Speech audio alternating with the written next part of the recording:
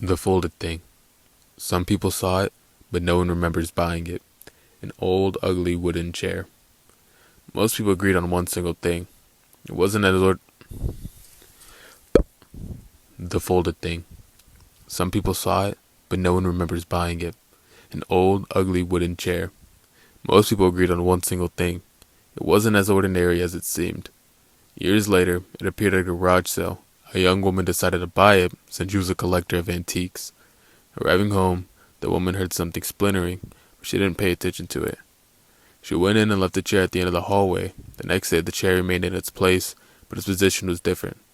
Although the strangest thing wasn't that, on top of it were several pieces of clothing the young woman didn't recognize. She was already beginning to doubt the chair. She went to her room, investigated its origin, but found nothing about it, only a note. If you see it, don't buy it. She knew she wasn't being paranoid. She went downstairs and turned her head, and the chair was no longer in its place. She searched the whole house, but couldn't find it. In an instant, it appeared behind her. She looked back, and what she saw left her speechless. The legs of the chair manipulated and stretched out like those of a spider.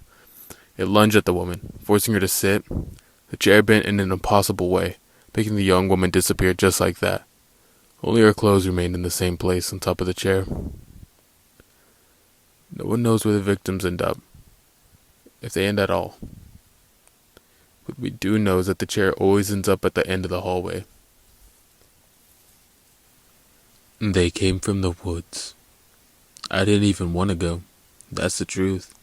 Xander planned the trip. He always does stuff like this. Says we need a break. Says we spend too much time inside. Benji agreed right away. He always does. Doesn't think things through. Nico didn't want to go. Said that from the start. He doesn't like the woods. Never has. I went because I didn't want to sit home alone. So we went. The drive took a while. The road got worse the deeper we went. Pavement turned to gravel, then dirt, then just a narrow path between trees. No signal, no house, no people. Just woods. Xander said it was perfect. We parked near a small clearing. It was getting dark, so we moved fast, set up tents, gathered wood. We built a fire before the sun was gone. That fire mattered more than we knew. At first, it was normal. We sat around the fire, talked, ate. Benji told dumb stories. Nico stayed close to the flames. The trees were all around us, tall, close together. You couldn't see far past them, but it felt fine. Then Benji threw a stick into the woods. We heard it land. Then we heard something else. Another sound. Like something picked it up and dropped it again. Benji laughed, said it bounced. No one pushed it. The quiet came next. Slow at first. The bugs stopped. Then the leaves. Then the wind. Didn't go silent all at once. It just faded. Nico noticed first. "Do you hear that?" he said. Benji smirked. "Hear what?" Nico shook his head. "Exactly." We all listened. Nothing. Xander shrugged. Animals moved off. Maybe. But it didn't feel right. We kept the fire going longer than we planned. No one said why. We just did. But wood runs out. And people get tired. Xander stood up. "We'll be fine. Tents are right here." Benji agreed. "Yeah, it's not a big deal." Nico didn't argue. That was strange. We let the fire die down. Then we went to sleep. I woke up to a sound, something brushing against my tent. Soft, slow, like fingers. I stayed still and moved along the fabric, then stopped. Then tapped. Light. Careful. I grabbed my flashlight, but didn't turn it on yet. "Benji?" I said.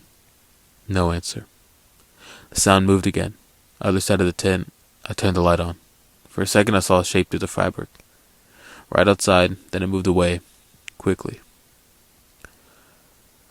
I unzipped the tent and looked out. The fire was almost gone. Just embers. Xander's tent opened. "You heard it?" he asked. Benji came out next. "What's going on?" Nico stepped out last. He looked off. "I didn't like that," he said. None of us did. We rebuilt the fire. No discussion. We just did it. Xander grabbed wood. Benji helped. I kept my light on the trees. Nico stayed close to the fire. As the flames grew, the feeling eased a bit. Not gone, just held back. Then we heard it. A voice. From the woods. Hey! It sounded like Benji. Benji froze. That wasn't me. The voice came again. Guys? This time it sounded like Nico. He grabbed my arm. No, he said. That's not right. The fire popped. Flames jumped higher. The voice stopped. We didn't leave the fire after that, not even for a second. The voices came back when the fire got low. Always just outside the light. Always someone we knew, but off. Time dragged. The fire stopped. The fire started to drop again. Xander stood up. We need more wood. Benji shook his head. No, stay here. If it goes out, we're blind, Xander said. And if we leave, we're dead, Benji said. Nico spoke low. It wants us away from the fire. We looked at him. He didn't explain. The fire made the choice. It dropped lower. The shadows stretched. The trees felt closer. Xander grabbed a flashlight. 10 feet. That's it. I'm going with you, I said. Benji stayed. Nico didn't move. The second we stepped from the firelight, it felt wrong. Colder, heavy. We grabbed what we could, then I heard it. Right behind me. Don't go too far. My voice. Exactly my voice. I turned fast, nothing there. Xander looked back. What? Nothing, I said. But it wasn't nothing. Then Benji screamed. From the woods, not the fire. The woods. We ran back. The fire was still there. Benji was still there. He looked at us. Did you hear that? Nico was gone. We searched the edge of the clearing, called his name. The woods answered, his voice crying, asking for help, but always further away, never closer. Xander started toward the trees. I'm getting him. Benji grabbed him. That's not him. You don't know that. We did. The fire dropped again. The voices got louder, more of them now.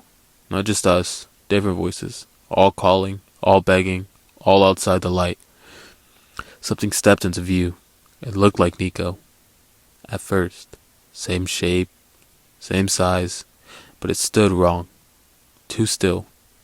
Its head tilted. Xander? It said. He stepped forward. I pulled him back.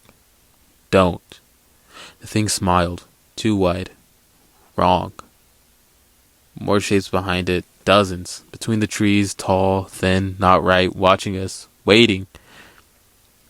The fire flared when a big log broke. A flame shot up. They all stepped back. At the same time, that's when we understood. The fire wasn't just light. It was the only thing keeping them out. We burned everything. Branches, bags, parts of the tents, anything. The flames got high. The clearing became a circle of light. They stayed outside it, moving, watching, waiting. We made it to morning barely. When the sun came up, they were gone. No voices, no shapes, just trees. Nico's tent was still there, untouched. No signs of anything. It was just gone.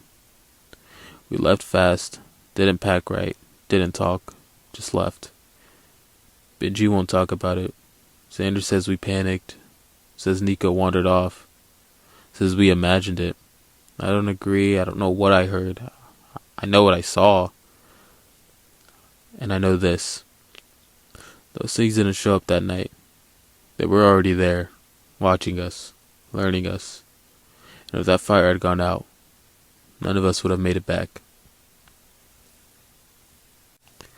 The lost hour. The clock has an empty space. I don't know what number goes there. I don't remember. I wake up at exactly 9 every morning.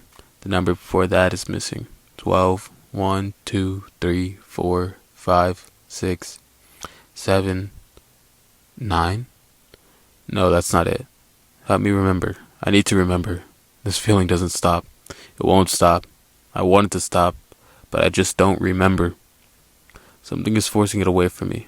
Something doesn't want me to remember. I would ask my wife, but she's always sleeping. She never used to sleep like this. I don't want to wake her. Should I wake her?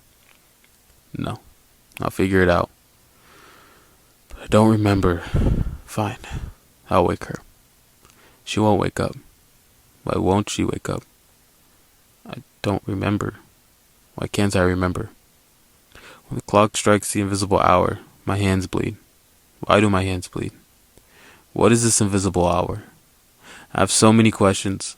Why is there a lost hour? Why doesn't she wake up? Why do my hands bleed when the clock strikes 8? Wait, 8. That's it. I remember, 8 in the morning. My wife kept snoring, so I put her to sleep at 8. She screamed as I strangled her. She clawed at my hands. My mind is in a strange place.